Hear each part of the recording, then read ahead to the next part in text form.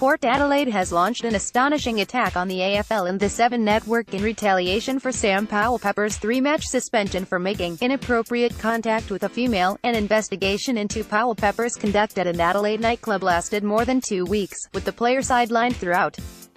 20-year-old was suspended for another week on Wednesday by the AFL, who announced its investigation concluded that Powell-Pepper was intoxicated in a public place and made inappropriate contact with a female. Port Adelaide was seething on Thursday, with club president David Koch accusing the AFL of railroading a kid and trying to rebuild their reputation with women because of the misdemeanors of their own former executives. Simon Ledlian and Richard Simkus stood down from senior executive roles with the AFL in 2017 after engaging in inappropriate relationships with junior female employees in the football industry.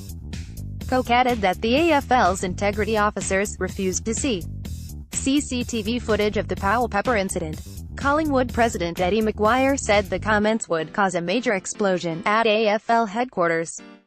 Port Adelaide chief executive Keith Thomas then aimed fire at the Seven Network's Adelaide team in a testy press conference on Thursday afternoon, local time. Thomas said Seven, who employ Koch, sensationalized the Powell-Pepper incident and their coverage had influenced the AFL's findings. From the moment the first tweet from Channel 7 hit the public, which had words around it such as, "sexually assaulted a woman," we believe that set the tone for the entire investigation.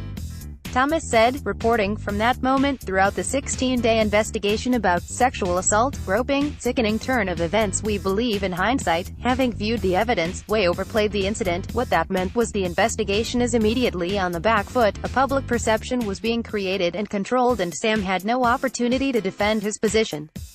His name was out there. While Thomas acknowledged Powell-Pepper was found guilty of inappropriate touching, he added it was a long, long way away from sexual assault. He was keen to stress that the issue was not reported by the police, either by her, the woman involved, or the AFL integrity unit, and they are duty-bound to do that if they believe a sexual assault has occurred. We think that this has been way overplayed, he said.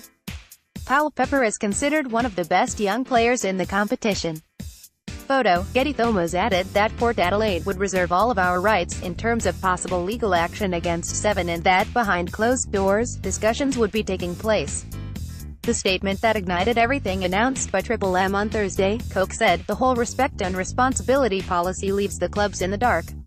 They take complete control. I issued them a grievance notice before they would start talking sense. My biggest issue was they are railroading a kid and trying to rebuild their reputation with women because of the misdemeanors of their own former executives." In Sam Powell-Pepper's case, a woman anonymously made these claims, did not press charges with police, which we were happy for her to do. "We have vision of the entire night and the head of the integrity unit refused to see it.